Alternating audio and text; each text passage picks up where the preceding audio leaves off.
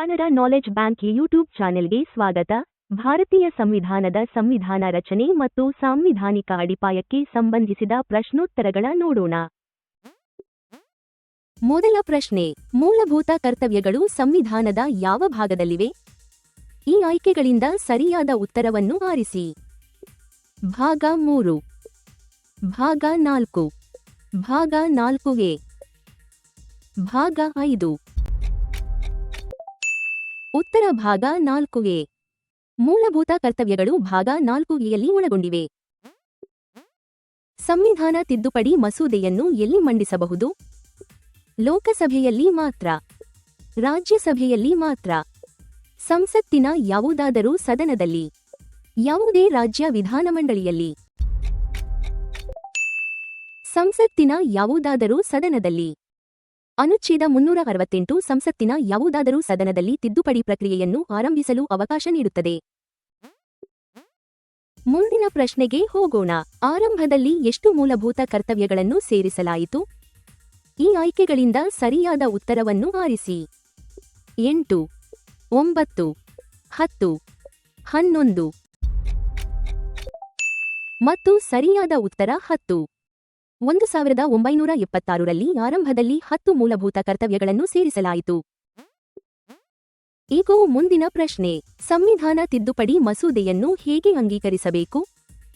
ನಿಮ್ಮ ಆಯ್ಕೆಗಳು: ಲೋಕಸಭೆ ಮಾತ್ರ, ರಾಜ್ಯಸಭೆ ಮಾತ್ರ, ಪ್ರತಿಯೊಂದು ಸದನವೂ ಪ್ರತ್ಯೇಕವಾಗಿ, ಜಂಟಿ ಅಧಿವೇಶನದಲ್ಲಿ.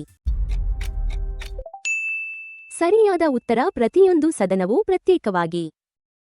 ಪ್ರತಿಯೊಂದು ಸದನವೂ ಅಗತ್ಯ ಬಹುಮತದಿಂದ ಮಸೂದೆಯನ್ನು ಸ್ವತಂತ್ರವಾಗಿ ಅಂಗೀಕರಿಸಬೇಕು. ಮೂಲಭೂತ ಕರ್ತವ್ಯಗಳನ್ನು ಯಾವ ತಿದ್ದುಪಡಿಯಿಂದ ಸೇರಿಸಲಾಯಿತು? 24ನೇ ತಿದ್ದುಪಡಿ, 42ನೇ ತಿದ್ದುಪಡಿ, 44ನೇ ತಿದ್ದುಪಡಿ, 86ನೇ ತಿದ್ದುಪಡಿ, 42ನೇ ತಿದ್ದುಪಡಿ. 42ನೇ ತಿದ್ದುಪಡಿಯು ಭಾಗ 4ಎ ಮತ್ತು ಅನುಚ್ಛೇದ 51ಯನ್ನು ಸೇರಿಸಿತು. ಮುಂದಿನ ಪ್ರಶ್ನೆ, ಅಗತ್ಯವಿರುವ ರಾಜ್ಯಗಳ ಅನುಮೋದನೆ ಯಾವಾಗ ಪೂರ್ಣಗೊಳ್ಳಬೇಕು? ನಿಮ್ಮ ಆಯ್ಕೆಗಳು: ರಾಷ್ಟ್ರಪತಿಯ ಒಪ್ಪಿಗೆಯ ನಂತರ, ಮಸೂದೆಯನ್ನು ರಾಷ್ಟ್ರಪತಿಗೆ ಸಲ್ಲಿಸುವ ಮೊದಲು, ಸಂಸತ್ತಿನಲ್ಲಿ ಮಸೂದೆ ಮಂಡಿಸುವ ಮೊದಲು, ರಾಷ್ಟ್ರೀಯ ಜನಮತ ಸಂಗ್ರಹದ ನಂತರ. ಸರಿಯಾದ ಉತ್ತರ ಮಸೂದೆಯನ್ನು ರಾಷ್ಟ್ರಪತಿಗೆ ಸಲ್ಲಿಸುವ ಮೊದಲು. ಅನುಚ್ಛೇದ 368ರ ನಿಬಂಧನೆಯ ಪ್ರಕಾರ ರಾಷ್ಟ್ರಪತಿಯ ಒಪ್ಪಿಗೆಗಾಗಿ ಸಲ್ಲಿಸುವ ಮೊದಲು ರಾಜ್ಯಗಳ ಅನುಮೋದನೆ ಪಡೆಯಬೇಕು. ಮೂಲ ರಚನೆ ಸಿದ್ಧಾಂತವನ್ನು ಸ್ಥಾಪಿಸಿದ ಪ್ರಕರಣ ಯಾವುದು? ಗೋಲಕನಾಥ್ ವಿರುದ್ಧ ಪಂಜಾಬ್ ರಾಜ್ಯ, ಕೇಶವಾನಂದ ಭಾರತಿ ವಿರುದ್ಧ ಕೇರಳ ರಾಜ್ಯ, ಮಿನರ್ವಾ ಮಿಲ್ಸ್ ವಿರುದ್ಧ ಭಾರತ ಒಕ್ಕೂಟ, ಐ.ಆರ್. ಕೊಯಿಲ್ಹೋ ವಿರುದ್ಧ ತಮಿಳುನಾಡು ರಾಜ್ಯ. ಕೇಶವಾನಂದ ಭಾರತಿ ವಿರುದ್ಧ ಕೇರಳ ರಾಜ್ಯ. ಸಂಸತ್ತು ಸಂವಿಧಾನದ ಮೂಲ ರಚನೆಯನ್ನು ಬದಲಾಯಿಸಲಾಗುವುದಿಲ್ಲ ಎಂದು ಕೇಶವಾನಂದ ಭಾರತಿ ತೀರ್ಪು ಹೇಳಿತು. ಪ್ರಸ್ತುತ ಎಷ್ಟು ಮೂಲಭೂತ ಕರ್ತವ್ಯಗಳನ್ನು ಪಟ್ಟಿ ಮಾಡಲಾಗಿದೆ? 9, 10, 11, 12, 11. ಪ್ರಸ್ತುತ 11 ಮೂಲಭೂತ ಕರ್ತವ್ಯಗಳಿವೆ. ಈ ಮುಂದಿನ ಪ್ರಶ್ನೆಗೆ ಉತ್ತರಿಸಿ. 11ನೇ ಮೂಲಭೂತ ಕರ್ತವ್ಯವನ್ನು ಯಾವ ತಿದ್ದುಪಡಿ ಸೇರಿಸಿತು? ಆಯ್ಕೆಗಳು: 44ನೇ ತಿದ್ದುಪಡಿ, 73ನೇ ತಿದ್ದುಪಡಿ, 86ನೇ ತಿದ್ದುಪಡಿ, 97ನೇ ತಿದ್ದುಪಡಿ.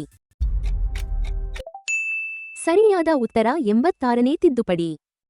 86ನೇ ತಿದ್ದುಪಡಿಯು ಪೋಷಕರು ಅಥವಾ ಪಾಲಕರ ಶಿಕ್ಷಣ ಸಂಬಂಧಿತ ಕರ್ತವ್ಯವನ್ನು ಸೇರಿಸಿತು. ನಗರಸಭೆಗಳಿಗೆ ಸಾಂವಿಧಾನಿಕ ಸ್ಥಾನಮಾನ ನೀಡಿದ ತಿದ್ದುಪಡಿ ಯಾವುದು? 73ನೇ ತಿದ್ದುಪಡಿ, 74ನೇ ತಿದ್ದುಪಡಿ, 86ನೇ ತಿದ್ದುಪಡಿ, 91ನೇ ತಿದ್ದುಪಡಿ. 74ನೇ ತಿದ್ದುಪಡಿ. 74ನೇ ತಿದ್ದುಪಡಿಯು ನಗರಸಭೆಗಳಿಗೆ ಸಂಬಂಧಿಸಿದ ಭಾಗ 9ಯನ್ನು ಸೇರಿಸಿತು. ಮೂಲಭೂತ ಕರ್ತವ್ಯಗಳನ್ನು ಸ್ಪಷ್ಟವಾಗಿ ಯಾರ ಮೇಲೆ ವಿಧಿಸಲಾಗಿದೆ? ಭಾರತದಲ್ಲಿರುವ ಪ್ರತಿಯೊಬ್ಬ ವ್ಯಕ್ತಿಯ ಮೇಲೆ, ಭಾರತದ ಪ್ರತಿಯೊಬ್ಬ ನಾಗರಿಕನ ಮೇಲೆ, ಸರ್ಕಾರಿ ನೌಕರರ ಮೇಲೆ ಮಾತ್ರ, ಚುನಾಯಿತ ಪ್ರತಿನಿಧಿಗಳ ಮೇಲೆ ಮಾತ್ರ. ಭಾರತದ ಪ್ರತಿಯೊಬ್ಬ ನಾಗರಿಕನ ಮೇಲೆ. ಅನುಚ್ಛೇದ 51 ಭಾರತದ ಪ್ರತಿಯೊಬ್ಬ ನಾಗರಿಕನ ಕರ್ತವ್ಯಗಳೆಂದು ಪ್ರಾರಂಭವಾಗುತ್ತದೆ. ಪ್ರಶ್ನೆ ಸಂಖ್ಯೆ 12. ಸಂವಿಧಾನದ 103ನೇ ತಿದ್ದುಪಡಿ ಕಾಯ್ದೆಯು ಯಾವುದನ್ನು ಪರಿಚಯಿಸಿತು? ಆಯ್ಕೆಗಳು. ಅನುಚ್ಛೇದಗಳು 15 ಮತ್ತು 16ರಲ್ಲಿ ಇಡಬ್ಲ್ಯೂಎಸ್ ನಿಬಂಧನೆಗಳು. ಪಕ್ಷಾಂತರ ವಿರೋಧಿ ಕಾನೂನು. ಪಂಚಾಯತ್ ರಾಜ್. ಜಿಎಸ್ಟಿ ಪರಿಷತ್ತು. ಉತ್ತರ. ಅನುಚ್ಛೇದಗಳು 15 ಮತ್ತು 16ರಲ್ಲಿ ಇಡಬ್ಲ್ಯೂಎಸ್ ನಿಬಂಧನೆಗಳು. 103ನೇ ತಿದ್ದುಪಡಿಯು ಅನುಚ್ಛೇದಗಳು 15 ಮತ್ತು 16ರಲ್ಲಿ ಇಡಬ್ಲ್ಯೂಎಸ್ ಸಂಬಂಧಿತ ಉಪವಿಧಿಗಳನ್ನು ಸೇರಿಸಿತು. ಮುಂದಿನ ಪ್ರಶ್ನೆ. ಮೂಲಭೂತ ಕರ್ತವ್ಯಗಳನ್ನು ಯಾವ ಅನುಚ್ಛೇದದಲ್ಲಿ ಪಟ್ಟಿ ಮಾಡಲಾಗಿದೆ? ಉತ್ತರದ ಆಯ್ಕೆಗಳು. ಅನುಚ್ಛೇದ 50, ಅನುಚ್ಛೇದ 51, ಅನುಚ್ಛೇದ 51A, ಅನುಚ್ಛೇದ 52. ಸರಿಯಾದ ಉತ್ತರ ಅನುಚ್ಛೇದ 51A. ಅನುಚ್ಛೇದ 51A ಮೂಲಭೂತ ಕರ್ತವ್ಯಗಳನ್ನು ಒಳಗೊಂಡಿದೆ. ಏಕರೂಪ ನಾಗರಿಕ ಸಂಹಿತೆಯನ್ನು ಯಾವ ಅನುಚ್ಛೇದದಲ್ಲಿ ಉಲ್ಲೇಖಿಸಲಾಗಿದೆ? ಅನುಚ್ಛೇದ 42, ಅನುಚ್ಛೇದ 43, ಅನುಚ್ಛೇದ 44, ಅನುಚ್ಛೇದ 45. ಅನುಚ್ಛೇದ 44. ನಾಗರಿಕರಿಗಾಗಿ ಏಕರೂಪ ನಾಗರಿಕ ಸಂಹಿತೆಯನ್ನು ಸಾಧಿಸಲು ಪ್ರಯತ್ನಿಸುವಂತೆ ಅನುಚ್ಛೇದ 44 ರಾಜ್ಯಕ್ಕೆ ನಿರ್ದೇಶಿಸುತ್ತದೆ. ಮುಂದಿನ ಪ್ರಶ್ನೆ. ಸಂವಿಧಾನ ತಿದ್ದುಪಡಿ ಮಸೂದೆಯನ್ನು ಸಂಸತ್ತಿನಲ್ಲಿ ಯಾರು ಮಂಡಿಸಬಹುದು? ಆಯ್ಕೆಗಳು. ಪ್ರಧಾನಮಂತ್ರಿ ಮಾತ್ರ, ಕಾನೂನು ಸಚಿವರು ಮಾತ್ರ, ಸಚಿವರು ಅಥವಾ ಖಾಸಗಿ ಸದಸ್ಯರು, ರಾಷ್ಟ್ರಪತಿ ಮಾತ್ರ. ಸರಿಯಾದ ಉತ್ತರ ಸಚಿವರು ಅಥವಾ ಖಾಸಗಿ ಸದಸ್ಯರು. ಮಸೂದೆ ಮಂಡಿಸುವ ಅಧಿಕಾರವನ್ನು ಸಂವಿಧಾನವು ಸಚಿವರಿಗೆ ಮಾತ್ರ ಸೀಮಿತಗೊಳಿಸಿಲ್ಲ, ಖಾಸಗಿ ಸದಸ್ಯರು ಮಂಡಿಸಬಹುದು. ಗ್ರಾಮ ಪಂಚಾಯಿತಿಗಳ ಸಂಘಟನೆಯನ್ನು ಯಾವ ಅನುಚ್ಛೇದ ನಿರ್ದೇಶಿಸುತ್ತದೆ? ಅನುಚ್ಛೇದ 40, ಅನುಚ್ಛೇದ 42, ಅನುಚ್ಛೇದ 44, ಅನುಚ್ಛೇದ 46. ಅನುಚ್ಛೇದ 40. ಗ್ರಾಮ ಪಂಚಾಯಿತಿಗಳನ್ನು ಸ್ವಯಂ ಆಡಳಿತದ ಘಟಕಗಳಾಗಿ ಸಂಘಟಿಸಲು ಅನುಚ್ಛೇದ 40 ರಾಜ್ಯಕ್ಕೆ ನಿರ್ದೇಶಿಸುತ್ತದೆ. ಯಾವ ಜೋಡಿಯನ್ನು ಸಾಮಾನ್ಯವಾಗಿ ಸಮಾಜವಾದಿ ತತ್ವಗಳೆಂದು ವರ್ಗೀಕರಿಸಲಾಗುತ್ತದೆ? ಅನುಚ್ಛೇದಗಳು 39 ಉಪವಿಧಿ ಬಿ ಮತ್ತು 39 ಉಪವಿಧಿ ಸಿ. ಅನುಚ್ಛೇದಗಳು 44 ಮತ್ತು 50. ಅನುಚ್ಛೇದಗಳು 49 ಮತ್ತು 51. ಅನುಚ್ಛೇದಗಳು 40 ಮತ್ತು 43 ಬಿ. ಅನುಚ್ಛೇದಗಳು 39 ಉಪವಿಧಿ ಬಿ ಮತ್ತು 39 ಉಪವಿಧಿ ಸಿ. ಸಂಪನ್ಮೂಲಗಳ ಹಂಚಿಕೆ ಮತ್ತು ಸಂಪತ್ತಿನ ಕೇಂದ್ರೀಕರಣ ತಡೆ ಸಾಮಾನ್ಯವಾಗಿ ಸಮಾಜವಾದಿ ತತ್ವಗಳೆಂದು ವರ್ಗೀಕರಿಸಲಾಗುತ್ತದೆ. ಮುಂದಿನ ಪ್ರಶ್ನೆಗೆ ಹೋಗೋಣ. ನಿರ್ದೇಶಕ ತತ್ವಗಳನ್ನು ನ್ಯಾಯಾಲಯಗಳ ಮೂಲಕ ನೇರವಾಗಿ ಜಾರಿಗೊಳಿಸಬಹುದೇ? ನಿಮ್ಮ ಆಯ್ಕೆಗಳು. ಹೌದು, ಪ್ರತಿಯೊಂದು ಸಂದರ್ಭದಲ್ಲೂ. ಇಲ್ಲ, ಹೈಕೋರ್ಟ್ಗಳ ಮೂಲಕ ಮಾತ್ರ. ತುರ್ತು ಪರಿಸ್ಥಿತಿಯಲ್ಲಿ ಮಾತ್ರ. ಮತ್ತು ಸರಿಯಾದ ಉತ್ತರ ಇಲ್ಲ. ಅನುಚ್ಛೇದ 37 ನಿರ್ದೇಶಕ ತತ್ವಗಳನ್ನು ನ್ಯಾಯಾಲಯದಲ್ಲಿ ಜಾರಿಗೊಳಿಸಲಾಗದವು ಎಂದು ಹೇಳಿದರೂ ಅವು ಆಡಳಿತದಲ್ಲಿ ಮೂಲಭೂತವಾಗಿವೆ. ಈಗ ಮುಂದಿನ ಪ್ರಶ್ನೆ. ಕಾರ್ಯಾಂಗದಿಂದ ನ್ಯಾಯಾಂಗವನ್ನು ಪ್ರತ್ಯೇಕಿಸುವಂತೆ ಯಾವ ಅನುಚ್ಛೇದ ನಿರ್ದೇಶಿಸುತ್ತದೆ? ನಿಮ್ಮ ಆಯ್ಕೆಗಳು. ಅನುಚ್ಛೇದ 49, ಅನುಚ್ಛೇದ 50, ಅನುಚ್ಛೇದ 51, ಅನುಚ್ಛೇದ 51A. ಸರಿಯಾದ ಉತ್ತರ ಅನುಚ್ಛೇದ 50. ರಾಜ್ಯದ ಸಾರ್ವಜನಿಕ ಸೇವೆಗಳಲ್ಲಿ ಕಾರ್ಯಾಂಗದಿಂದ ನ್ಯಾಯಾಂಗವನ್ನು ಪ್ರತ್ಯೇಕಿಸುವಂತೆ ಅನುಚ್ಛೇದ 50 ನಿರ್ದೇಶಿಸುತ್ತದೆ. ಕೆಳಗಿನವುಗಳಲ್ಲಿ ಸಾಮಾನ್ಯವಾಗಿ ಉದಾರವಾದಿ ಬೌದ್ಧಿಕ ತತ್ವವೆಂದು ವರ್ಗೀಕರಿಸುವುದು ಯಾವುದು? ಅನುಚ್ಛೇದ 40, ಅನುಚ್ಛೇದ 44, ಅನುಚ್ಛೇದ 46, ಅನುಚ್ಛೇದ 47, ಅನುಚ್ಛೇದ 44. ಅನುಚ್ಛೇದ 44ರ ಏಕರೂಪ ನಾಗರಿಕ ಸಂಹಿತೆಯನ್ನು ಸಾಮಾನ್ಯವಾಗಿ ಉದಾರವಾದಿ ಬೌದ್ಧಿಕ ವರ್ಗದಲ್ಲಿ ಸೇರಿಸಲಾಗುತ್ತದೆ. ಮೂಲ ರಚನೆ ಸಿದ್ಧಾಂತದ ಕುರಿತು ಸರಿಯಾದ ಹೇಳಿಕೆ ಯಾವುದು? ಸಂವಿಧಾನವು ಅದರ ಸಂಪೂರ್ಣ ಮುಚ್ಚಿದ ಪಟ್ಟಿಯನ್ನು ನೀಡಿದೆ. ಸಂಸತ್ತು ತಿದ್ದುಪಡಿ ಮಾಡಬಹುದು, ಆದರೆ ಮೂಲ ಲಕ್ಷಣಗಳನ್ನು ನಾಶಪಡಿಸಲಾಗುವುದಿಲ್ಲ. ಯಾವುದೇ ಸಾಂವಿಧಾನಿಕ ನಿಬಂಧನೆಯನ್ನು ಎಂದಿಗೂ ತಿದ್ದುಪಡಿ ಮಾಡಲಾಗುವುದಿಲ್ಲ.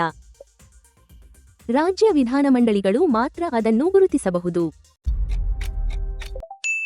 ಸಂಸತ್ತು ತಿದ್ದುಪಡಿ ಮಾಡಬಹುದು, ಆದರೆ ಮೂಲ ಲಕ್ಷಣಗಳನ್ನು ನಾಶಪಡಿಸಲಾಗುವುದಿಲ್ಲ.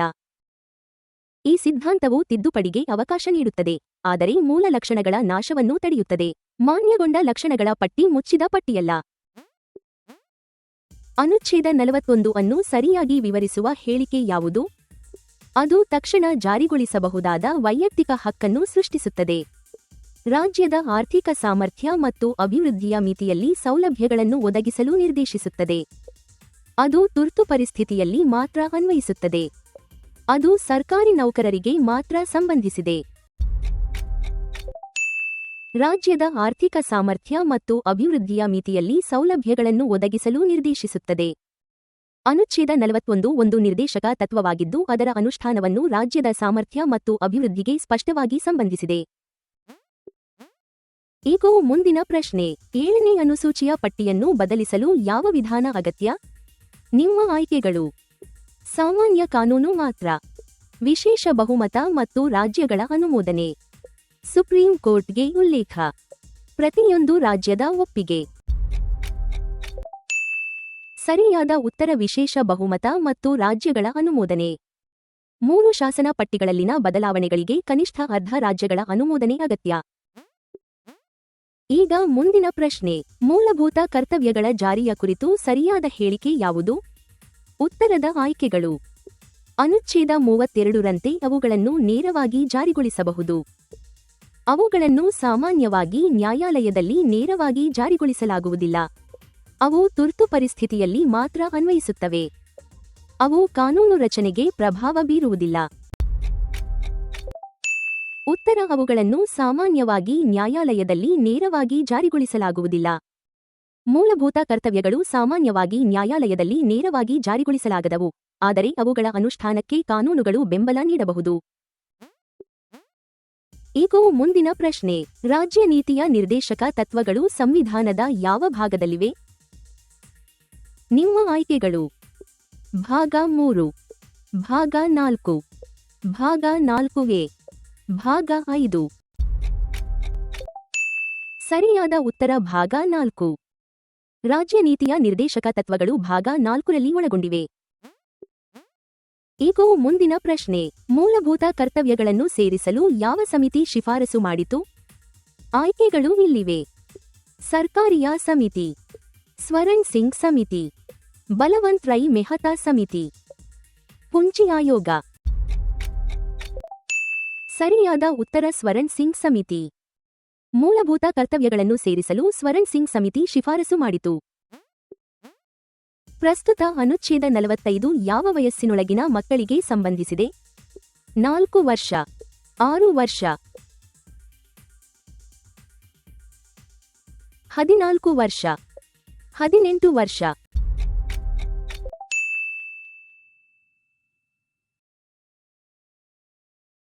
ಆರು ವರ್ಷ. ಪ್ರಸ್ತುತ ಅನುಚ್ಛೇದ 45 ಮಕ್ಕಳು 6 ವರ್ಷ ಪೂರೈಸುವವರೆಗೆ ಪ್ರಾರಂಭಿಕ ಬಾಲ್ಯ ಆರೈಕೆ ಮತ್ತು ಶಿಕ್ಷಣಕ್ಕೆ ಸಂಬಂಧಿಸಿದೆ. ಸಂಸತ್ತಿನಲ್ಲಿ ರಾಜ್ಯಗಳ ಪ್ರತಿನಿಧಿತ್ವವನ್ನು ಬದಲಿಸಲು ಯಾವ ವಿಧಾನ ಅಗತ್ಯ? ಸರಳ ಬಹುಮತ ಮಾತ್ರ, ವಿಶೇಷ ಬಹುಮತ ಮತ್ತು ರಾಜ್ಯಗಳ ಅನುಮೋದನೆ, ರಾಷ್ಟ್ರಪತಿಯ ಆದೇಶ, ಹಣಕಾಸು ಆಯೋಗದ ಅನುಮೋದನೆ. ವಿಶೇಷ ಬಹುಮತ ಮತ್ತು ರಾಜ್ಯಗಳ ಅನುಮೋದನೆ. ಸಂಸತ್ತಿನಲ್ಲಿ ರಾಜ್ಯಗಳ ಪ್ರತಿನಿಧಿತ್ವವು ರಾಜ್ಯಗಳ ಅನುಮೋದನೆ ಅಗತ್ಯವಿರುವ ವಿಷಯಗಳಲ್ಲಿ ಒಂದಾಗಿದೆ.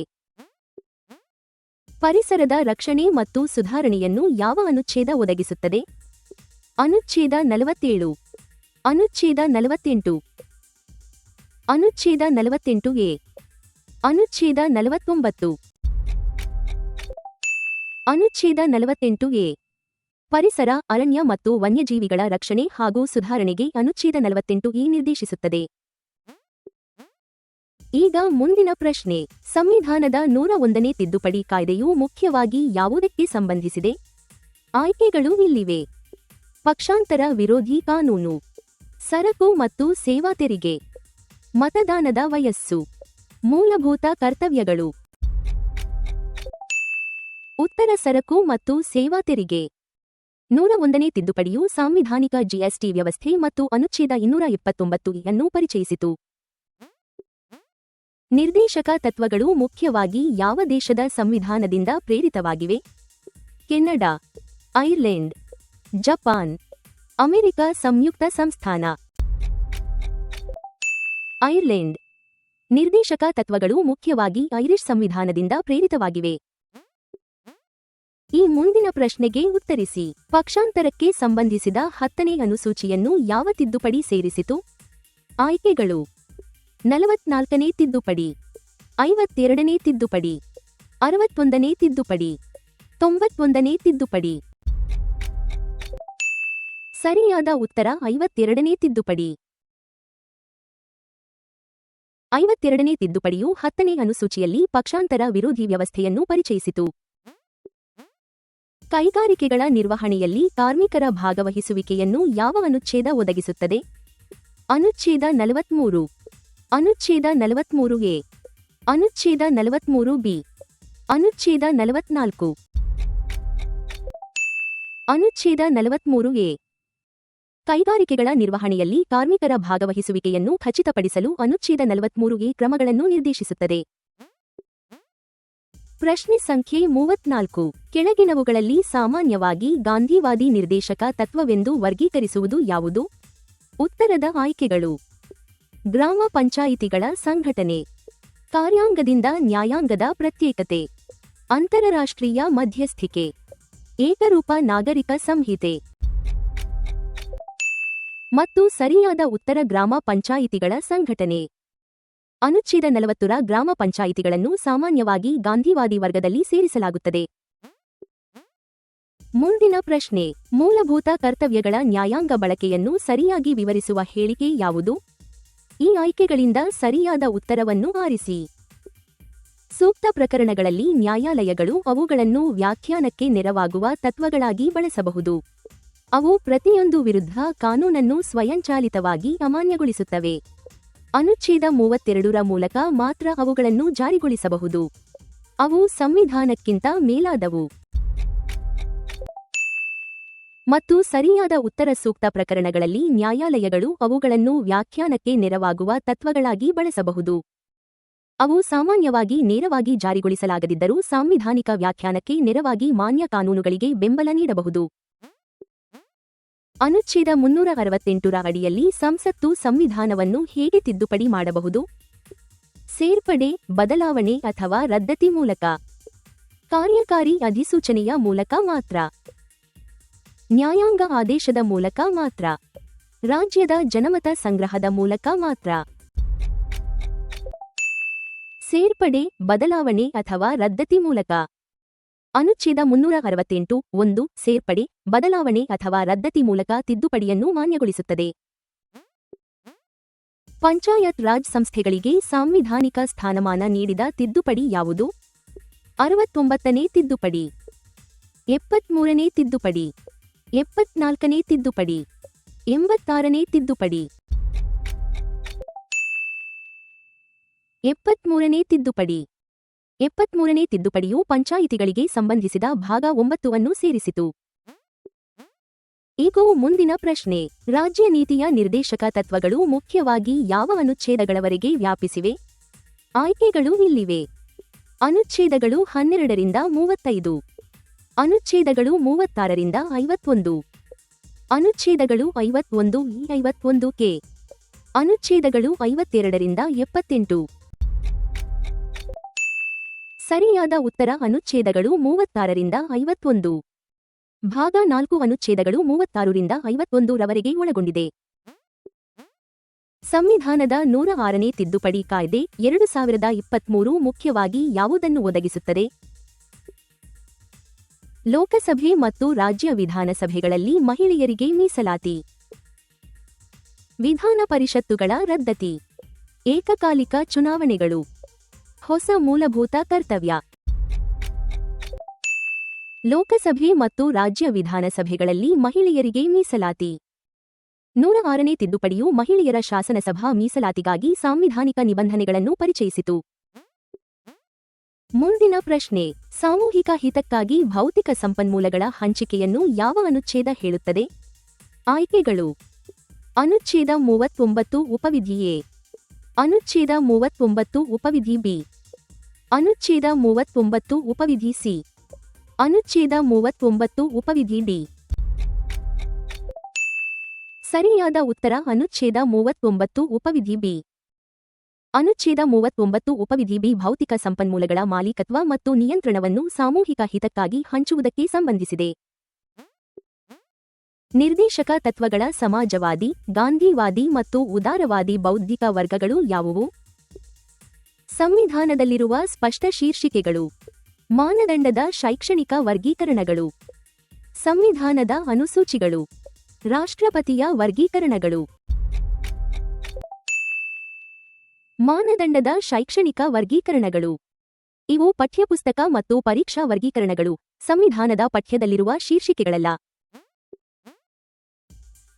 ಪ್ರಶ್ನೆ ಸಂಖ್ಯೆ 42. ನಿರ್ದೇಶಕ ತತ್ವಗಳಿಗಾಗಿ ರಾಜ್ಯ ಎಂಬ ಪದವನ್ನು ಯಾವ ಅನುಚ್ಛೇದ ವ್ಯಾಖ್ಯಾನಿಸುತ್ತದೆ?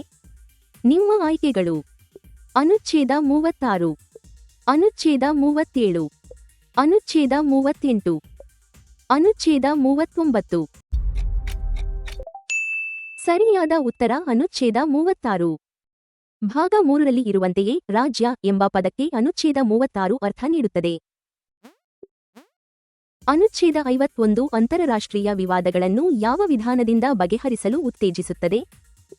ಜನಮತ ಸಂಗ್ರಹ, ಮಧ್ಯಸ್ಥಿಕೆ, ಸೈನಿಕ ಕ್ರಮ, ರಾಷ್ಟ್ರಪತಿಯ ಅಧ್ಯಾದೇಶ. ಮಧ್ಯಸ್ಥಿಕೆ. ಅನುಚ್ಛೇದ 51 ಉಪವಿಧಿ ಡಿ ಅಂತರರಾಷ್ಟ್ರೀಯ ವಿವಾದಗಳನ್ನು ಮಧ್ಯಸ್ಥಿಕೆಯ ಮೂಲಕ ಬಗೆಹರಿಸುವುದನ್ನು ಉತ್ತೇಜಿಸುತ್ತದೆ. ಸಂವಿಧಾನ, ರಾಷ್ಟ್ರಧ್ವಜ ಮತ್ತು ರಾಷ್ಟ್ರಗೀತೆಯನ್ನು ಗೌರವಿಸುವ ಕರ್ತವ್ಯ ಯಾವ ಉಪವಿಧಿಯಲ್ಲಿದೆ? ಅನುಚ್ಛೇದ 51 ಎ ಉಪವಿಧಿ ಎ, ಅನುಚ್ಛೇದ 51 ಎ ಉಪವಿಧಿ ಸಿ, ಅನುಚ್ಛೇದ 51 ಎ ಉಪವಿಧಿ ಜಿ, ಅನುಚ್ಛೇದ 51 ಎ ಉಪವಿಧಿ ಜೆ. ಅನುಚ್ಛೇದ 51 ಎ ಉಪವಿಧಿ ಎ. ಅನುಚ್ಛೇದ 51 ಎ ಉಪವಿಧಿ ಎ ಸಂವಿಧಾನ ಮತ್ತು ರಾಷ್ಟ್ರೀಯ ಸಂಕೇತಗಳನ್ನು ಗೌರವಿಸುವಂತೆ ಹೇಳುತ್ತದೆ. ಅನುಚ್ಛೇದ 368 ರ ತಿದ್ದುಪಡಿಗಾಗಿ ರಾಷ್ಟ್ರೀಯ ಜನಮತ ಸಂಗ್ರಹವನ್ನು ಸಂವಿಧಾನ ಕಡ್ಡಾಯಗೊಳಿಸುತ್ತದೆಯೇ? ಹೌದು. ಪ್ರತಿಯೊಂದು ತಿದ್ದುಪಡಿಗೂ. ಹೌದು. ಮೂಲಭೂತ ಹಕ್ಕುಗಳಿಗೆ ಮಾತ್ರ. ಇಲ್ಲ. ಅರ್ಧ ರಾಜ್ಯಗಳು ಒತ್ತಾಯಿಸಿದರೆ ಮಾತ್ರ. ಇಲ್ಲ. ಭಾರತದ ಸಂವಿಧಾನ ತಿದ್ದುಪಡಿ ವಿಧಾನದಲ್ಲಿ ರಾಷ್ಟ್ರೀಯ ಜನಮತ ಸಂಗ್ರಹದ ಅಗತ್ಯವಿಲ್ಲ. ಸಾರ್ವಜನಿಕ ಆಸ್ತಿಯನ್ನು ರಕ್ಷಿಸುವುದು ಮತ್ತು ಹಿಂಸೆಯನ್ನು ತ್ಯಜಿಸುವುದು ಯಾವ ಉಪವಿಧಿಯಲ್ಲಿದೆ? ಅನುಚ್ಛೇದ 51 ಎ ಉಪವಿಧಿ ಎಚ್, ಅನುಚ್ಛೇದ 51 ಎ ಉಪವಿಧಿ ಐ, ಅನುಚ್ಛೇದ 51 ಎ ಉಪವಿಧಿ ಜೆ, ಅನುಚ್ಛೇದ 51 ಎ ಉಪವಿಧಿ ಕೆ.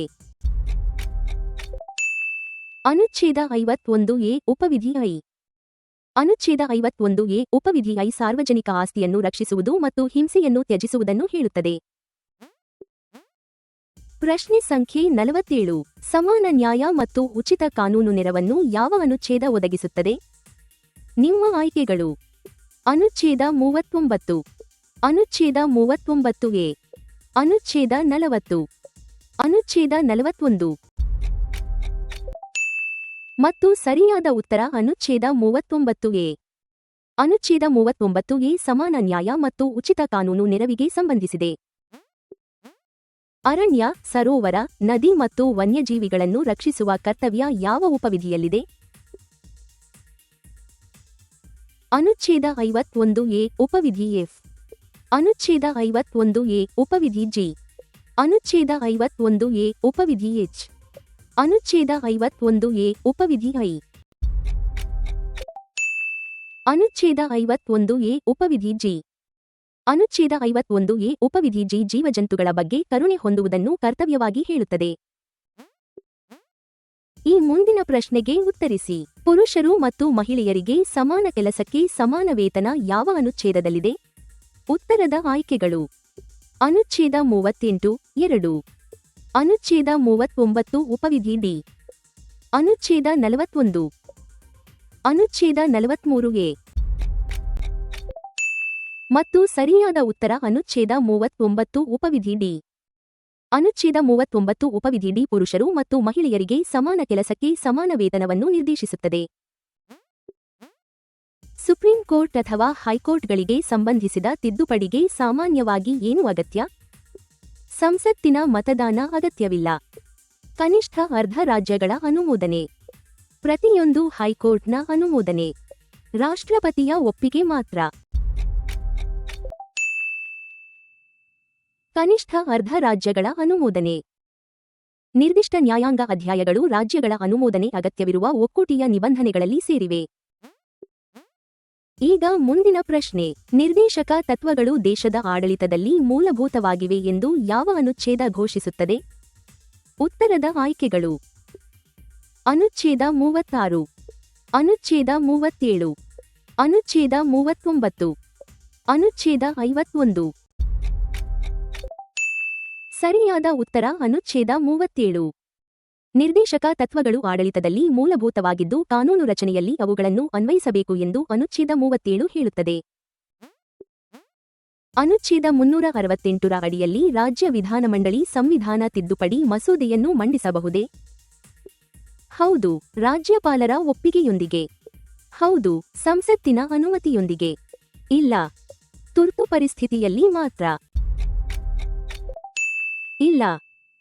ಅನುಚ್ಛೇದ 368ರ ತಿದ್ದುಪಡಿ ಪ್ರಕ್ರಿಯೆಯನ್ನು ಸಂಸತ್ತಿನ ಯಾವುದಾದರೂ ಸದನದಲ್ಲಷ್ಟೇ ಆರಂಭಿಸಬಹುದು. ಸಂಪತ್ತು ಮತ್ತು ಉತ್ಪಾದನಾ ಸಾಧನಗಳ ಕೇಂದ್ರೀಕರಣವನ್ನು ತಡೆಯುವುದು ಯಾವ ಅನುಚ್ಛೇದದ ಉದ್ದೇಶ? ಅನುಚ್ಛೇದ 38 1. ಅನುಚ್ಛೇದ 39 ಉಪವಿಧಿ ಬಿ. ಅನುಚ್ಛೇದ 39 ಉಪವಿಧಿ ಸಿ. ಅನುಚ್ಛೇದ 43. ಅನುಚ್ಛೇದ 39 ಉಪವಿಧಿ ಸಿ. ಅನುಚ್ಛೇದ 39 ಉಪವಿಧಿ ಸಿ ಸಾಮೂಹಿಕ ಹಿತಕ್ಕೆ ಹಾನಿಯಾಗುವಂತೆ ಸಂಪತ್ತು ಮತ್ತು ಉತ್ಪಾದನಾ ಸಾಧನಗಳು ಕೇಂದ್ರೀಕರಿಸುವುದನ್ನು ತಡೆಯಲು ಉದ್ದೇಶಿಸುತ್ತದೆ. ಪೋಷಕರು ಅಥವಾ ಪಾಲಕರ ಶಿಕ್ಷಣ ಸಂಬಂಧಿತ ಕರ್ತವ್ಯ ಯಾವ ವಯಸ್ಸಿನ ಮಕ್ಕಳಿಗೆ ಸಂಬಂಧಿಸಿದೆ? 6 ವರ್ಷಕ್ಕಿಂತ ಕಡಿಮೆ. 6 ರಿಂದ 14 ವರ್ಷ.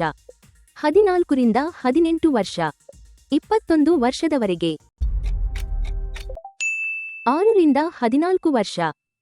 ಅನುಚ್ಛೇದ 51 ಎ ಉಪವಿಧಿ ಕೆ 6 ರಿಂದ 14 ವರ್ಷದ ಮಕ್ಕಳು ಅಥವಾ ಬಾಲ್ಯರಿಗೆ ಶಿಕ್ಷಣಾವಕಾಶ ಒದಗಿಸುವುದಕ್ಕೆ ಸಂಬಂಧಿಸಿದೆ.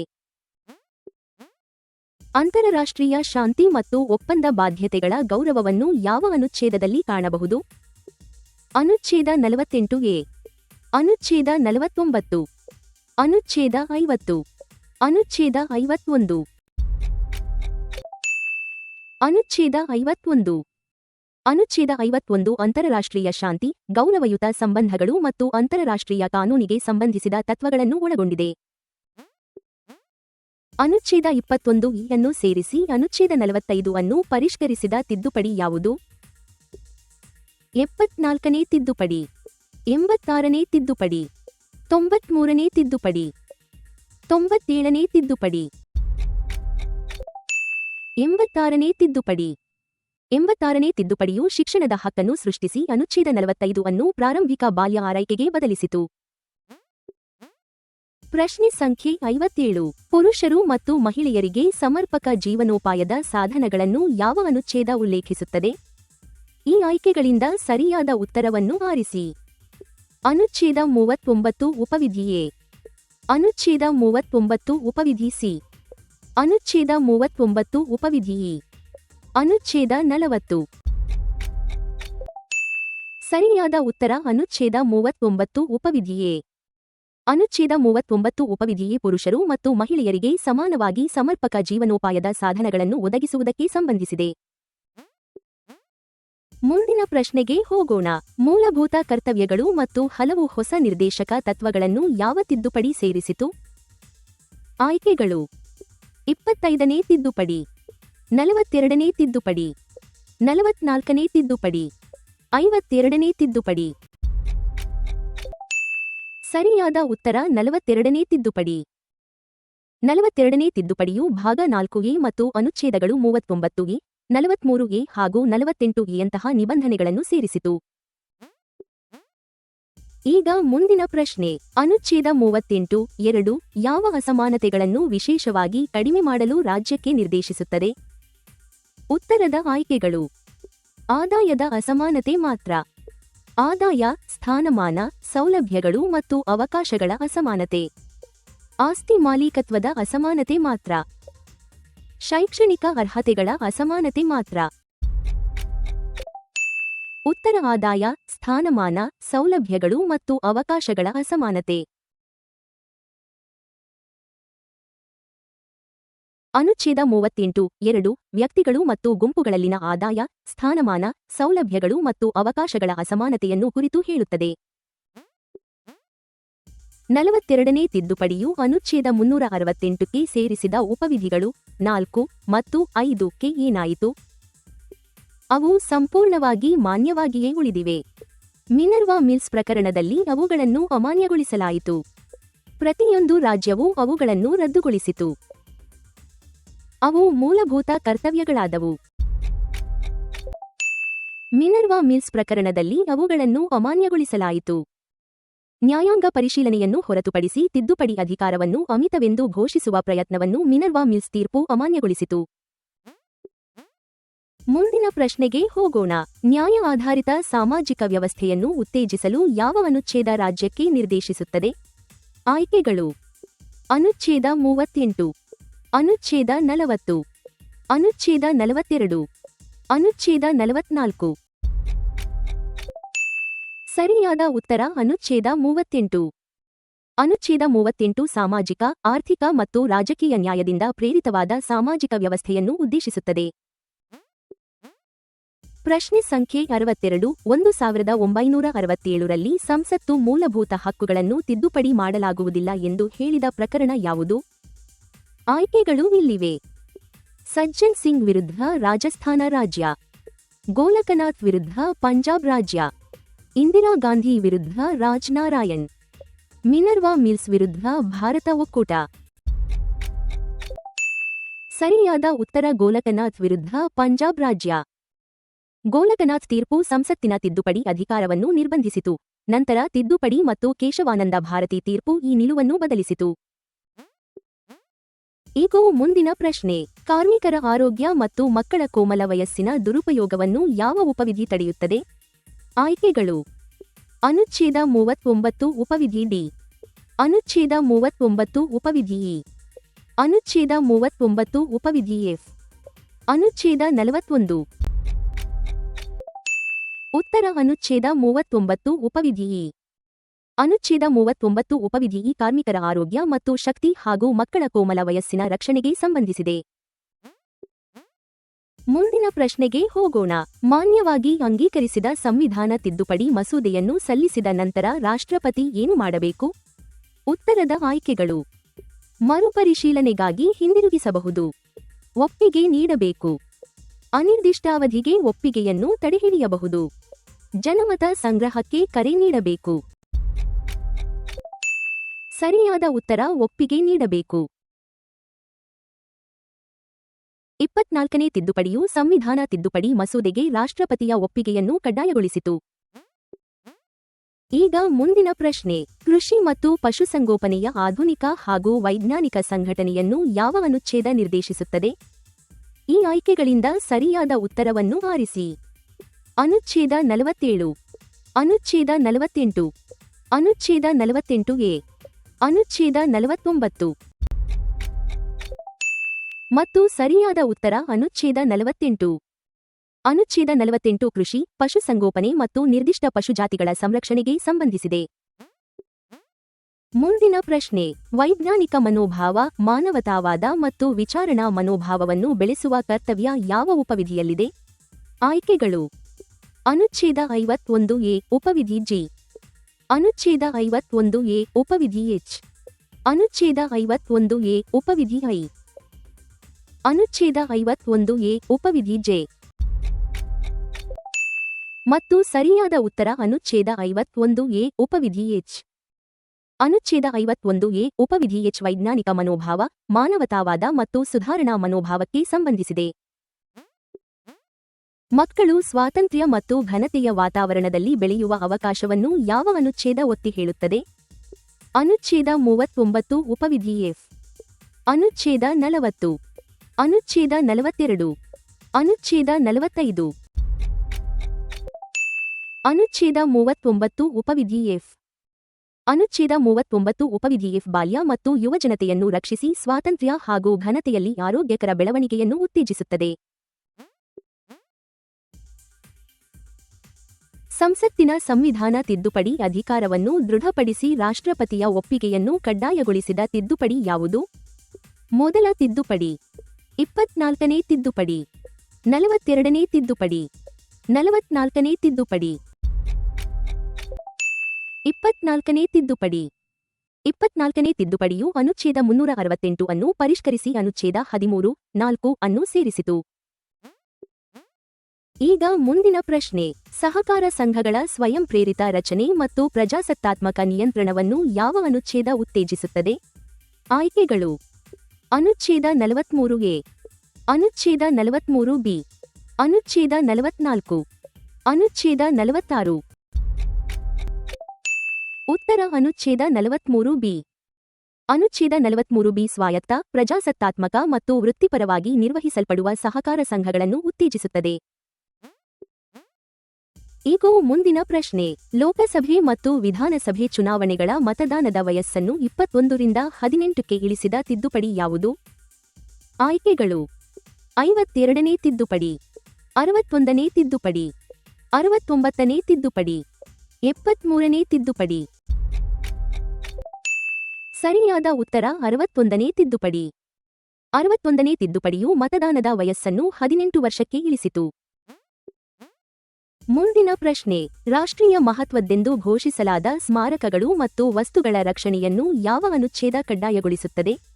ನಿಮ್ಮ ಆಯ್ಕೆಗಳು: ಅನುಚ್ಛೇದ 48(a), ಅನುಚ್ಛೇದ 49, ಅನುಚ್ಛೇದ 50, ಅನುಚ್ಛೇದ 51. ಉತ್ತರ ಅನುಚ್ಛೇದ 49.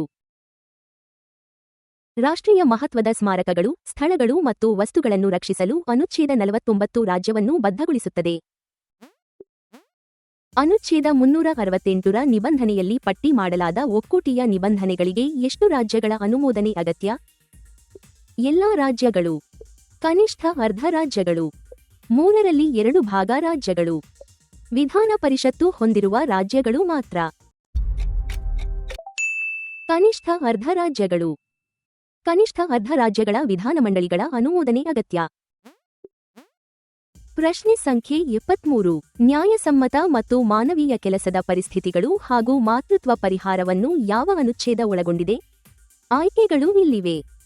ಅನುಚ್ಛೇದ 41, ಅನುಚ್ಛೇದ 42, ಅನುಚ್ಛೇದ 43, ಅನುಚ್ಛೇದ 45. ಸರಿಯಾದ ಉತ್ತರ ಅನುಚ್ಛೇದ 42.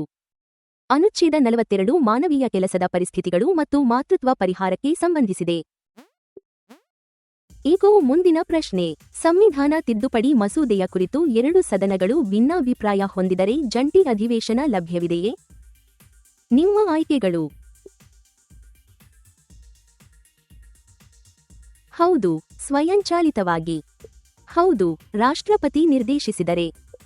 ಇಲ್ಲ, ಒಕ್ಕೂಟೀಯ ನಿಬಂಧನೆಗಳಿಗೆ ಮಾತ್ರ. ಉತ್ತರ ಇಲ್ಲ. ಅನುಚ್ಛೇದ 368ರ ತಿದ್ದುಪಡಿಗೆ ಜಂಟಿ ಅಧಿವೇಶನದ ವ್ಯವಸ್ಥೆಯನ್ನು ಸಂವಿಧಾನ ಒದಗಿಸಿಲ್ಲ.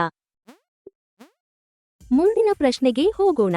ಜೀವನೋಪಾಯಕ್ಕೆ ತಕ್ಕ ವೇತನ, ಗೌರವಯುತ ಜೀವನ ಮಟ್ಟ ಮತ್ತು ಗುಡಿ ಕೈಗಾರಿಕೆಗಳು ಯಾವ ಅನುಚ್ಛೇದಕ್ಕೆ ಸಂಬಂಧಿಸಿವೆ? ಈ ಆಯ್ಕೆಗಳಿಂದ ಸರಿಯಾದ ಉತ್ತರವನ್ನು ಆರಿಸಿ. ಅನುಚ್ಛೇದ 42, ಅನುಚ್ಛೇದ 43, ಅನುಚ್ಛೇದ 43(a), ಅನುಚ್ಛೇದ 47. ಸರಿಯಾದ ಉತ್ತರ ಅನುಚ್ಛೇದ 43. ಅನುಚ್ಛೇದ 43 ಜೀವನೋಪಾಯಕ್ಕೆ ತಕ್ಕ ವೇತನ, ಗೌರವಯುತ ಕೆಲಸದ ಪರಿಸ್ಥಿತಿಗಳು ಮತ್ತು ಗ್ರಾಮೀಣ ಗುಡಿ ಕೈಗಾರಿಕೆಗಳಿಗೆ ಸಂಬಂಧಿಸಿದೆ. ಎನ್ಜೆಎಸಿಯನ್ನು ರಚಿಸಿದ 99ನೇ ತಿದ್ದುಪಡಿಯನ್ನು ಮುಖ್ಯವಾಗಿ ಯಾವ ಮೂಲ ಲಕ್ಷಣವನ್ನು ರಕ್ಷಿಸಲು ಅಮಾನ್ಯಗೊಳಿಸಲಾಯಿತು?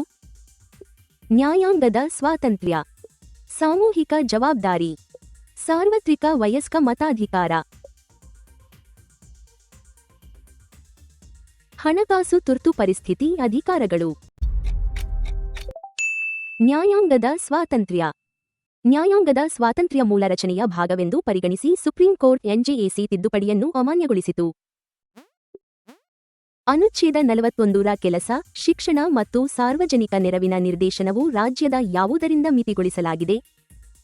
ಅಂತರರಾಷ್ಟ್ರೀಯ ಬಾಧ್ಯತೆಗಳಿಂದ, ಆರ್ಥಿಕ ಸಾಮರ್ಥ್ಯ ಮತ್ತು ಅಭಿವೃದ್ಧಿಯಿಂದ, ವಾರ್ಷಿಕ ತೆರಿಗೆ ಸಂಗ್ರಹದಿಂದ ಮಾತ್ರ, ಸುಪ್ರೀಂ ಕೋರ್ಟ್ನ ಅನುಮೋದನೆಯಿಂದ. ಆರ್ಥಿಕ ಸಾಮರ್ಥ್ಯ ಮತ್ತು ಅಭಿವೃದ್ಧಿಯಿಂದ. ಅನುಚ್ಛೇದ 41 ತನ್ನ ಅನುಷ್ಠಾನವನ್ನು ರಾಜ್ಯದ ಆರ್ಥಿಕ ಸಾಮರ್ಥ್ಯ ಮತ್ತು ಅಭಿವೃದ್ಧಿಯ ಮಿತಿಗೆ ಒಳಪಡಿಸುತ್ತದೆ. ಅನುಚ್ಛೇದಗಳು 54 ಮತ್ತು 55ರ ಅಡಿಯಲ್ಲಿ ರಾಷ್ಟ್ರಪತಿ ಚುನಾವಣೆಯನ್ನು ಪರಿಣಾಮಗೊಳಿಸುವ ತಿದ್ದುಪಡಿಗೆ ಏನು ಅಗತ್ಯ? ಸರಳ ಬಹುಮತ ಮಾತ್ರ.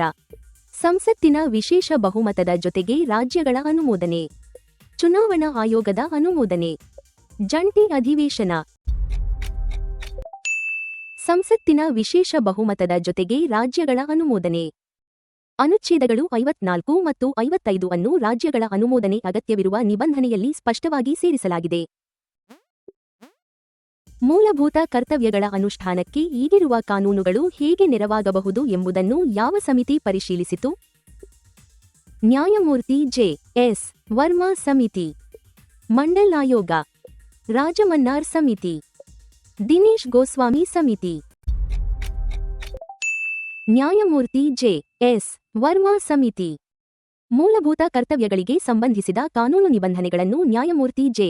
ಎಸ್. ವರ್ಮಾ ಸಮಿತಿ ಪರಿಶೀಲಿಸಿತು. ಪ್ರಶ್ನೆ ಸಂಖ್ಯೆ 80. ಆಸ್ತಿ ಹಕ್ಕನ್ನು ಮೂಲಭೂತ ಹಕ್ಕುಗಳಿಂದ ತೆಗೆದುಹಾಕಿ ತುರ್ತು ಪರಿಸ್ಥಿತಿ ರಕ್ಷಣೆಗಳನ್ನು ಬಲಪಡಿಸಿದ ತಿದ್ದುಪಡಿ ಯಾವುದು? ಆಯ್ಕೆಗಳು ಇಲ್ಲಿವೆ. 42ನೇ ತಿದ್ದುಪಡಿ, 44ನೇ ತಿದ್ದುಪಡಿ, 52ನೇ ತಿದ್ದುಪಡಿ, 61ನೇ ತಿದ್ದುಪಡಿ. ಮತ್ತು ಸರಿಯಾದ ಉತ್ತರ 44ನೇ ತಿದ್ದುಪಡಿ. 44ನೇ ತಿದ್ದುಪಡಿಯು ಆಸ್ತಿ ಹಕ್ಕನ್ನು ಮೂಲಭೂತ ಹಕ್ಕುಗಳಿಂದ ತೆಗೆದುಹಾಕಿ ಪ್ರಮುಖ ತುರ್ತು ಪರಿಸ್ಥಿತಿ ರಕ್ಷಣೆಗಳನ್ನು ಪರಿಚಯಿಸಿತು. ವೈಯಕ್ತಿಕ ಮತ್ತು ಸಾಮೂಹಿಕ ಚಟುವಟಿಕೆಗಳ ಎಲ್ಲ ಕ್ಷೇತ್ರಗಳಲ್ಲಿ ಶ್ರೇಷ್ಠತೆಗೆ ಪ್ರಯತ್ನಿಸುವ ಕರ್ತವ್ಯ ಯಾವ ಉಪವಿಧಿಯಲ್ಲಿದೆ? ಅನುಚ್ಛೇದ 51ಎ ಉಪವಿಧಿ ಎಫ್. ಅನುಚ್ಛೇದ 51ಎ ಉಪವಿಧಿ ಎಚ್. ಅನುಚ್ಛೇದ 51ಎ ಉಪವಿಧಿ ಜೆ. ಅನುಚ್ಛೇದ 51ಎ ಉಪವಿಧಿ ಕೆ. ಅನುಚ್ಛೇದ 51ಎ ಉಪವಿಧಿ ಜೆ. ಅನುಚ್ಛೇದ 51ಎ ಉಪವಿಧಿ ಜೆ ಶ್ರೇಷ್ಠತೆಯ ಕಡೆಗೆ ನಿರಂತರವಾಗಿ ಪ್ರಯತ್ನಿಸಲು ನಾಗರಿಕರಿಗೆ ನಿರ್ದೇಶಿಸುತ್ತದೆ.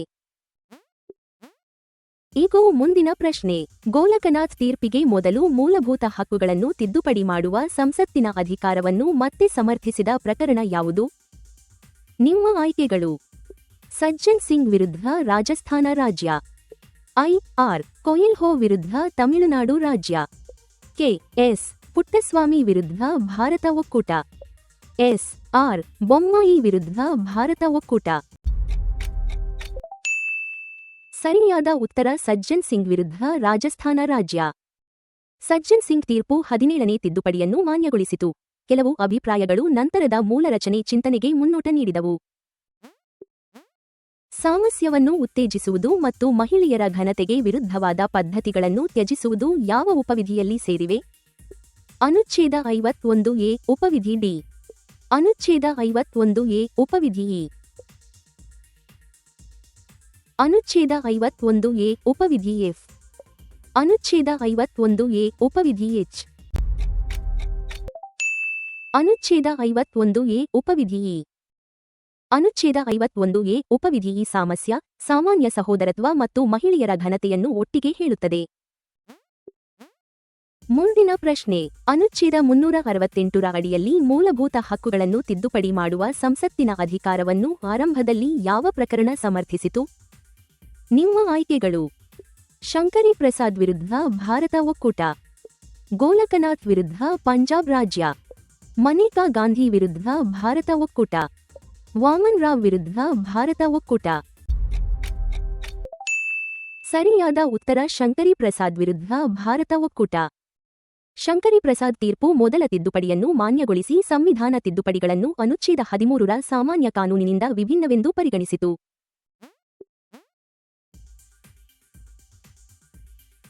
ಈಗ ಮುಂದಿನ ಪ್ರಶ್ನೆ. ಭಾಗ 3 ಮತ್ತು ಭಾಗ 4ರ ಸಾಮಾನ್ಯ ಸಾಂವಿಧಾನಿಕ ಪಾತ್ರಗಳನ್ನು ಸರಿಯಾಗಿ ವಿವರಿಸುವ ಹೇಳಿಕೆ ಯಾವುದು? ಉತ್ತರದ ಆಯ್ಕೆಗಳು. ಭಾಗ 3 ಹಕ್ಕುಗಳನ್ನು ರಕ್ಷಿಸುತ್ತದೆ. ಭಾಗ 4 ಸಾಮಾಜಿಕ ಮತ್ತು ಆರ್ಥಿಕ ಆಡಳಿತಕ್ಕೆ ಮಾರ್ಗದರ್ಶನ ನೀಡುತ್ತದೆ. ಭಾಗ 3 ಕರ್ತವ್ಯಗಳನ್ನು ಮಾತ್ರ ಒಳಗೊಂಡಿದೆ. ಭಾಗ 4 ಅಪರಾಧಗಳನ್ನು ಸೃಷ್ಟಿಸುತ್ತದೆ. 2 ಚುನಾವಣೆಗಳಿಗೆ ಮಾತ್ರ ಸಂಬಂಧಿಸಿವೆ. ಉತ್ತರ ಭಾಗ 3 ಹಕ್ಕುಗಳನ್ನು ರಕ್ಷಿಸುತ್ತದೆ. ಭಾಗ 4 ಸಾಮಾಜಿಕ ಮತ್ತು ಆರ್ಥಿಕ ಆಡಳಿತಕ್ಕೆ ಮಾರ್ಗದರ್ಶನ ನೀಡುತ್ತದೆ. ಮೂಲಭೂತ ಹಕ್ಕುಗಳು ಜಾರಿಗೊಳಿಸಬಹುದಾದ ಸ್ವಾತಂತ್ರ್ಯ ಮತ್ತು ಸಮಾನತೆಯನ್ನು ರಕ್ಷಿಸುತ್ತವೆ. ನಿರ್ದೇಶಕ ತತ್ವಗಳು ಕಲ್ಯಾಣಮುಖಿ ರಾಜ್ಯ ಕ್ರಮಕ್ಕೆ ಮಾರ್ಗದರ್ಶನ ನೀಡುತ್ತವೆ. ನಿರ್ದೇಶಕ ತತ್ವವನ್ನು ಜಾರಿಗೊಳಿಸುವ ಸಾಮಾನ್ಯ ಕಾನೂನು ಮೂಲಭೂತ ಹಕ್ಕನ್ನು ಉಲ್ಲಂಘಿಸಲಾಗುವುದಿಲ್ಲ ಎಂದು ಯಾವ ಆರಂಭಿಕ ತೀರ್ಪು ಹೇಳಿತು? ಮದ್ರಾಸ್ ರಾಜ್ಯ ವಿರುದ್ಧ ಚಂಪಕಂ ದೊರೈರಾಜನ್. ಕೇಶವಾನಂದ ಭಾರತಿ ವಿರುದ್ಧ ಕೇರಳ ರಾಜ್ಯ. ಐ.ಆರ್. ಕೊಯಿಲ್ಹೋ ವಿರುದ್ಧ ತಮಿಳುನಾಡು ರಾಜ್ಯ. ಪುಟ್ಟಸ್ವಾಮಿ ವಿರುದ್ಧ ಭಾರತ ಒಕ್ಕೂಟ. ಮದ್ರಾಸ್ ರಾಜ್ಯ ವಿರುದ್ಧ ಚಂಪಕಂ ದೊರೈರಾಜನ್. ಚಂಪಕಂ ದೊರೈರಾಜನ್ ತೀರ್ಪು ಸಂಘರ್ಷದ ಸಂದರ್ಭದಲ್ಲಿ ಜಾರಿಗೊಳಿಸಬಹುದಾದ ಮೂಲಭೂತ ಹಕ್ಕುಗಳಿಗೆ ಆದ್ಯತೆ ನೀಡಿ ಮೊದಲ ತಿದ್ದುಪಡಿಗೆ ಕಾರಣವಾಯಿತು. ಈ ಮುಂದಿನ ಪ್ರಶ್ನೆಗೆ ಉತ್ತರಿಸಿ. ನ್ಯಾಯಾಂಗವಾಗಿ ಮಾನ್ಯವಾಗಿರುವ ಅನುಚ್ಛೇದ 31 ಸ್ಥಿರ ಉಳಿದ ವ್ಯಾಪ್ತಿಯಲ್ಲಿ ಯಾವ ನಿಬಂಧನೆಗಳನ್ನು ಜಾರಿಗೊಳಿಸುವ ಕಾನೂನುಗಳಿಗೆ ರಕ್ಷಣೆ ಸಂಬಂಧಿಸಿದೆ? ನಿಮ್ಮ ಆಯ್ಕೆಗಳು. ಪ್ರತಿಯೊಂದು ನಿರ್ದೇಶಕ ತತ್ವ. ಅನುಚ್ಛೇದಗಳು 39 ಉಪವಿಧಿ ಬಿ ಮತ್ತು 39 ಉಪವಿಧಿ ಸಿ. ಅನುಚ್ಛೇದ 40 ಮಾತ್ರ. ಮೂಲಭೂತ ಕರ್ತವ್ಯಗಳು ಮಾತ್ರ. ಸರಿಯಾದ ಉತ್ತರ ಅನುಚ್ಛೇದಗಳು 39 ಉಪವಿಧಿ ಬಿ ಮತ್ತು 39 ಉಪವಿಧಿ ಸಿ. ಅನುಚ್ಛೇದ 31 ಸಿಯನ್ನು ಎಲ್ಲಾ ನಿರ್ದೇಶಕ ತತ್ವಗಳಿಗೆ ವಿಸ್ತರಿಸಿದ ಪ್ರಯತ್ನ ಅಮಾನ್ಯಗೊಂಡಿದ್ದು, ಅದರ ಉಳಿದ ರಕ್ಷಣೆ ಅನುಚ್ಛೇದಗಳು 39 ಉಪವಿಧಿ ಬಿ ಮತ್ತು 39 ಉಪವಿಧಿ ಸಿಗಳಿಗೆ ಸಂಬಂಧಿಸಿದೆ. ಕೆಲವು 9ನೇ ಅನುಸೂಚಿಯ ಕಾನೂನುಗಳಿಗೆ ಏಪ್ರಿಲ್ 24, 1973 ಅನ್ನು ಪ್ರಮುಖ ವಿಭಜನಾ ದಿನಾಂಕವಾಗಿ ಬಳಸಿದ ಪ್ರಕರಣ ಯಾವುದು? ವಾಮನ್ ರಾವ್ ವಿರುದ್ಧ ಭಾರತ ಒಕ್ಕೂಟ. ಸಜ್ಜನ್ ಸಿಂಗ್ ವಿರುದ್ಧ ರಾಜಸ್ಥಾನ ರಾಜ್ಯ. ಎ.ಕೆ. ಗೋಪಾಲನ್ ವಿರುದ್ಧ ಮದ್ರಾಸ್ ರಾಜ್ಯ. ಬಾಂಬೆ ರಾಜ್ಯ ವಿರುದ್ಧ ಎಫ್.ಎನ್. ಬಲ್ಸಾರ. ವಾಮನ್ ರಾವ್ ವಿರುದ್ಧ ಭಾರತ ಒಕ್ಕೂಟ. ಕೇಶವಾನಂದ ಭಾರತಿ ತೀರ್ಪಿನ ದಿನಾಂಕವನ್ನು ನಂತರದ 9ನೇ ಅನುಸೂಚಿ ಸೇರ್ಪಡೆಗಳಿಗೆ ವಾಮನ್ ರಾವ್ ತೀರ್ಪು ಮಹತ್ವದ್ದೆಂದು ಪರಿಗಣಿಸಿತು. ಈ ಮುಂದಿನ ಪ್ರಶ್ನೆಗೆ ಉತ್ತರಿಸಿ. 86ನೇ ತಿದ್ದುಪಡಿಯ ಮೊದಲು ಅನುಚ್ಛೇದ 45 ಮಕ್ಕಳಿಗೆ ಉಚಿತ ಮತ್ತು ಕಡ್ಡಾಯ ಶಿಕ್ಷಣವನ್ನು ಯಾವ ಮಿತಿವರೆಗೆ ನಿರ್ದೇಶಿಸಿತ್ತು?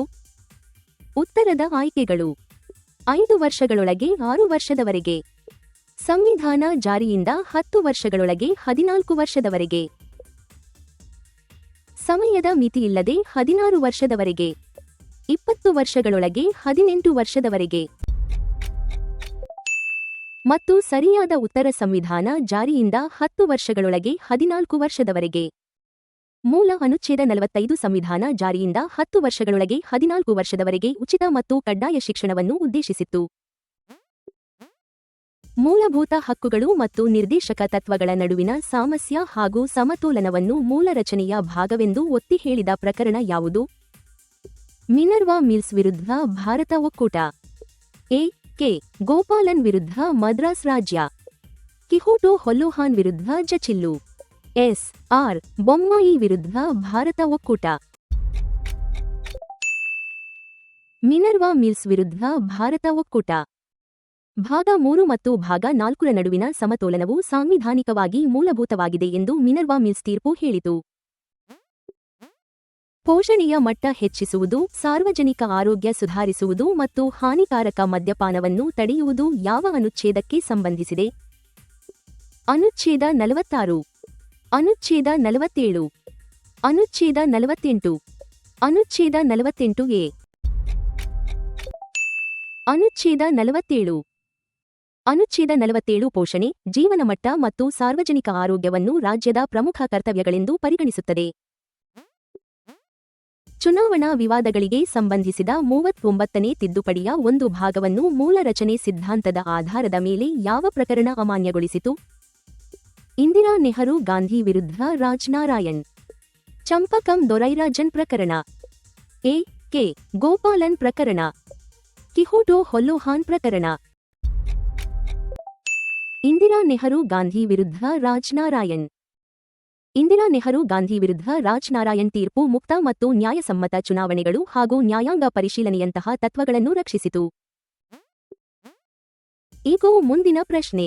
ಎಸ್ಸಿ, ಸೇಂಟ್ ಮತ್ತು ದುರ್ಬಲ ವರ್ಗಗಳ ಶೈಕ್ಷಣಿಕ ಹಾಗೂ ಆರ್ಥಿಕ ಹಿತಾಸಕ್ತಿಗಳಿಗೆ ವಿಶೇಷ ಕಾಳಜಿಯನ್ನು ಯಾವ ಅನುಚ್ಛೇದ ಹೇಳುತ್ತದೆ?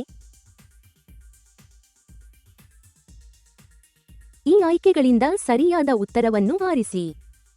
ಅನುಚ್ಛೇದ 45, ಅನುಚ್ಛೇದ 46, ಅನುಚ್ಛೇದ 47, ಅನುಚ್ಛೇದ 48. ಸರಿಯಾದ ಉತ್ತರ ಅನುಚ್ಛೇದ 46. ಅನುಚ್ಛೇದ 46 ಸಾಮಾಜಿಕ ಅನ್ಯಾಯ ಮತ್ತು ಶೋಷಣೆಯಿಂದ ರಕ್ಷಣೆಯನ್ನು ನಿರ್ದೇಶಿಸುತ್ತದೆ. ಈಗ ಮುಂದಿನ ಪ್ರಶ್ನೆ. ಕೇಶವಾನಂದ ಭಾರತಿ ತೀರ್ಪಿನ ನಂತರ 9ನೇ ಅನುಸೂಚಿಗೆ ಸೇರಿಸಿದ ಕಾನೂನುಗಳು ಮೂಲ ರಚನೆ ಪರಿಶೀಲನೆಗೆ ಒಳಪಡುತ್ತವೆ ಎಂದು ಯಾವ ಪ್ರಕರಣ ಹೇಳಿತು? ಆಯ್ಕೆಗಳು ಇಲ್ಲಿವೆ. ಐ ಆರ್ ಕೊಯೆಲ್ಹೋ ವಿರುದ್ಧ ತಮಿಳುನಾಡು ರಾಜ್ಯ, ಚಂಪಕಂ ದೊರೈರಾಜನ್ ಪ್ರಕರಣ, ಮನೇಕಾ ಗಾಂಧಿ ವಿರುದ್ಧ ಭಾರತ ಒಕ್ಕೂಟ, ಇಂದಿರಾ ಸಾಹ್ನಿ ವಿರುದ್ಧ ಭಾರತ ಒಕ್ಕೂಟ. ಉತ್ತರ ಐ ಆರ್ ಕೊಯೆಲ್ಹೋ ವಿರುದ್ಧ ತಮಿಳುನಾಡು ರಾಜ್ಯ. 9ನೇ ಅನುಸೂಚಿಯಲ್ಲಿ ಸೇರಿಸುವುದರಿಂದ ಮೂಲ ರಚನೆಗೆ ಉಂಟಾಗುವ ಹಾನಿ ನ್ಯಾಯಾಂಗ ಪರಿಶೀಲನೆಯಿಂದ ತಪ್ಪಿಸಿಕೊಳ್ಳುವುದಿಲ್ಲ ಎಂದು ಐ ಆರ್ ಕೊಯೆಲ್ಹೋ ತೀರ್ಪು ಹೇಳಿತು. ರಾಜ್ಯಗಳ ಗಡಿಗಳನ್ನು ಬದಲಿಸುವ ಅನುಚ್ಛೇದಗಳು 2 ಮತ್ತು 3ರ ಅಡಿಯಲ್ಲಿ ಮಾಡಿದ ಕಾನೂನನ್ನು ಅನುಚ್ಛೇದ 4 ಹೇಗೆ ಪರಿಗಣಿಸುತ್ತದೆ? ಅನುಚ್ಛೇದ 368ರ ತಿದ್ದುಪಡಿಯಾಗಿ. ಅನುಚ್ಛೇದ 368ರ ಉದ್ದೇಶಕ್ಕೆ ತಿದ್ದುಪಡಿಯಲ್ಲ ಎಂದು. ನ್ಯಾಯಾಂಗ ಆದೇಶವಾಗಿ. ರಾಜ್ಯ ಸಂವಿಧಾನ ತಿದ್ದುಪಡಿಯಾಗಿ. ಅನುಚ್ಛೇದ 368ರ ಉದ್ದೇಶಕ್ಕೆ ತಿದ್ದುಪಡಿಯಲ್ಲ ಎಂದು. ಇಂತಹ ಕಾನೂನುಗಳನ್ನು ಅನುಚ್ಛೇದ 368ರ ತಿದ್ದುಪಡಿ ವಿಧಾನದಿಂದ ಅನುಚ್ಛೇದ 4 ಸ್ಪಷ್ಟವಾಗಿ ಹೊರಗಿಡುತ್ತದೆ. ಈಗ ಮುಂದಿನ ಪ್ರಶ್ನೆ. ಸೀಮಿತ ತಿದ್ದುಪಡಿ ಅಧಿಕಾರ ಮತ್ತು ಭಾಗ 3 ಹಾಗೂ ಭಾಗ 4ರ ನಡುವಿನ ಸಾಮಸ್ಯವು ಮೂಲ ಲಕ್ಷಣಗಳು ಎಂದು ಯಾವ ಪ್ರಕರಣ ಹೇಳಿತು? ಆಯ್ಕೆಗಳು. ಮಿನರ್ವಾ ಮಿಲ್ಸ್ ವಿರುದ್ಧ ಭಾರತ ಒಕ್ಕೂಟ, ಶಂಕರಿ ಪ್ರಸಾದ್ ವಿರುದ್ಧ ಭಾರತ ಒಕ್ಕೂಟ, ಗೋಲಕನಾಥ್ ವಿರುದ್ಧ ಪಂಜಾಬ್ ರಾಜ್ಯ, ಬೆರುಬಾರಿ ಯೂನಿಯನ್ ಉಲ್ಲೇಖ. ಉತ್ತರ ಮಿನರ್ವಾ ಮಿಲ್ಸ್ ವಿರುದ್ಧ ಭಾರತ ಒಕ್ಕೂಟ. ಅನುಚ್ಛೇದ 368ರ ಮಿತಿಗಳು ಮತ್ತು ಹಕ್ಕುಗಳು ಹಾಗೂ ನಿರ್ದೇಶಕ ತತ್ವಗಳ ನಡುವಿನ ಸಮತೋಲನವನ್ನು ಮಿನರ್ವಾ ಮಿಲ್ಸ್ ತೀರ್ಪು ಪುನರುಚ್ಚರಿಸಿತು. ಕೆಳಗಿನ ಹೋಲಿಕೆಗಳಲ್ಲಿ ಸರಿಯಾದುದು ಯಾವುದು?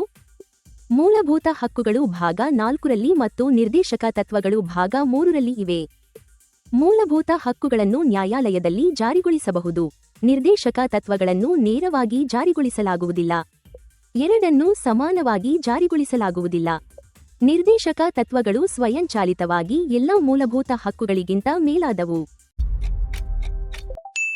ಮೂಲಭೂತ ಹಕ್ಕುಗಳನ್ನು ನ್ಯಾಯಾಲಯದಲ್ಲಿ ಜಾರಿಗೊಳಿಸಬಹುದು. ನಿರ್ದೇಶಕ ತತ್ವಗಳನ್ನು ನೇರವಾಗಿ ಜಾರಿಗೊಳಿಸಲಾಗುವುದಿಲ್ಲ. ಮೂಲಭೂತ ಹಕ್ಕುಗಳನ್ನು ನ್ಯಾಯಾಂಗದ ಮೂಲಕ ಜಾರಿಗೊಳಿಸಬಹುದು. ನಿರ್ದೇಶಕ ತತ್ವಗಳು ಆಡಳಿತ ಮತ್ತು ಕಾನೂನು ರಚನೆಗೆ ಮಾರ್ಗದರ್ಶನ ನೀಡುತ್ತವೆ. ಮುಂದಿನ ಪ್ರಶ್ನೆ. ಅನುಚ್ಛೇದ 368 ಸಂವಿಧಾನದ ಯಾವ ಭಾಗದಲ್ಲಿದೆ? ಆಯ್ಕೆಗಳು. ಭಾಗ 18, ಭಾಗ 19, ಭಾಗ 20, ಭಾಗ 21. ಮತ್ತು ಸರಿಯಾದ ಉತ್ತರ ಭಾಗ 20. ಸಂವಿಧಾನದ ತಿದ್ದುಪಡಿ ಎಂಬ ಶೀರ್ಷಿಕೆಯ ಭಾಗ 20ರಲ್ಲಿ ಅನುಚ್ಛೇದ 368 ಇದೆ. ಅನುಚ್ಛೇದ 368ರ ತಿದ್ದುಪಡಿಗೆ ಯಾವ ಬಹುಮತ ಅಗತ್ಯ? ಸರಳ ಬಹುಮತ ಮಾತ್ರ. ವಿಶೇಷ ಬಹುಮತ ಮತ್ತು ಕನಿಷ್ಠ ಅರ್ಧ ರಾಜ್ಯಗಳ ಅನುಮೋದನೆ. ಸುಪ್ರೀಂ ಕೋರ್ಟ್ನ ಪೂರ್ವಾನುಮೋದನೆ. ಜನಮತ ಸಂಗ್ರಹ. ವಿಶೇಷ ಬಹುಮತ ಮತ್ತು ಕನಿಷ್ಠ ಅರ್ಧ ರಾಜ್ಯಗಳ ಅನುಮೋದನೆ. ಅನುಚ್ಛೇದ 368ರ ನಿಬಂಧನೆಯು ಅದರದೇ ನಿಬಂಧನೆಗಳ ತಿದ್ದುಪಡಿಗೂ ರಾಜ್ಯಗಳ ಅನುಮೋದನೆಯನ್ನು ಅಗತ್ಯಪಡಿಸುತ್ತದೆ. ಈಗ ಮುಂದಿನ ಪ್ರಶ್ನೆ. ಅನುಚ್ಛೇದ 368ರ ವಿಶೇಷ ಬಹುಮತಕ್ಕೆ ಯಾವುದು ಅಗತ್ಯ? ಆಯ್ಕೆಗಳು ಇಲ್ಲಿವೆ. ಒಟ್ಟು ಸದಸ್ಯ ಸಂಖ್ಯೆಯ 3ರಲ್ಲಿ 2 ಭಾಗ ಮಾತ್ರ. ಒಟ್ಟು ಸದಸ್ಯ ಸಂಖ್ಯೆಯ ಬಹುಮತ ಮತ್ತು ಹಾಜರಿದ್ದು ಮತ ಚಲಾಯಿಸಿದ ಸದಸ್ಯರ 3ರಲ್ಲಿ 2 ಭಾಗ. ಸರಳ ಬಹುಮತ ಮತ್ತು ರಾಷ್ಟ್ರಪತಿಯ ಅನುಮೋದನೆ. ಹಾಜರಿರುವ ಸದಸ್ಯರ 4ರಲ್ಲಿ 3 ಭಾಗ.